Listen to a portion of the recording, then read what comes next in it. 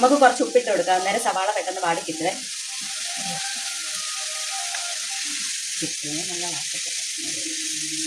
സവാള ഒന്ന് വാടി വന്നപ്പോഴത്തേക്കും നമുക്ക് തക്കാളി കുടംപുളി ഇട്ട് കൊടുക്കാം.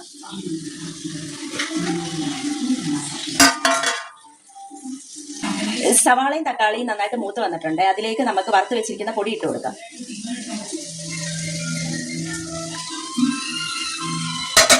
പൊടി നല്ലതുപോലെ ഇളക്കി യോജിപ്പിച്ച് കൊടുക്കാം.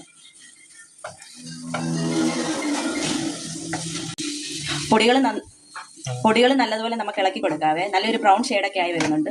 ആ സമയത്ത് നമുക്ക് ഞണ്ട് ഇട്ട് കൊടുക്കാം.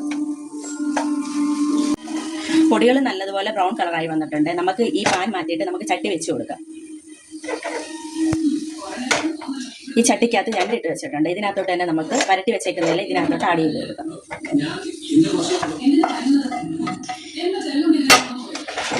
ഇത് നല്ലതുപോലെ ഇളക്കി കൊടുക്കാം.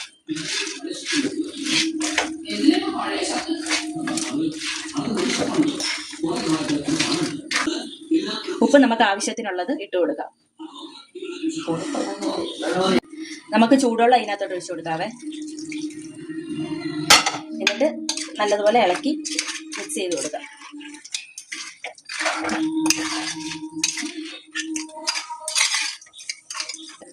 നല്ലതുപോലെ തിളച്ച് വെള്ളമൊക്കെ വെച്ച് നല്ലതുപോലെ വന്നിട്ടുണ്ട്. ഇതിലേക്ക് നമ്മൾ കുരുമുളക്, എരിവിന് ആവശ്യത്തിനുള്ള കുരുമുളക് വേണ്ടവർ മാത്രം ഇട്ടാൽ മതി. ഞങ്ങൾ കുരുമുളക് ഇടാറുണ്ട്. ഇതിൻ്റെ കൂടെ കുറച്ച് കായം, ഒരു നുള്ള് കായപ്പൊടി ഇട്ട് കൊടുക്കും. ഇനി നല്ലതുപോലെ ഇളക്കി കൊടുക്കാം.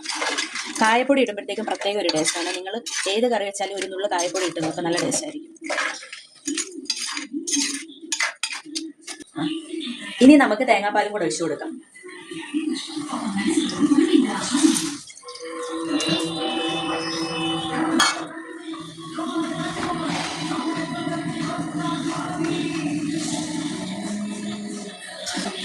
ഇതിൻ്റെ പുറത്ത് കുറച്ച് കറിവേപ്പിലയും കൂടി ഇട്ട് കൊടുത്തിട്ട് തീ ഓഫ് ചെയ്ത് കൊടുക്കാം.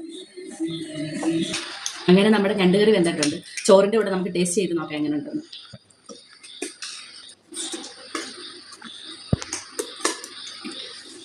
നമുക്കിനി ഞണ്ടും കൂടി കഴിച്ച് നോക്കാം.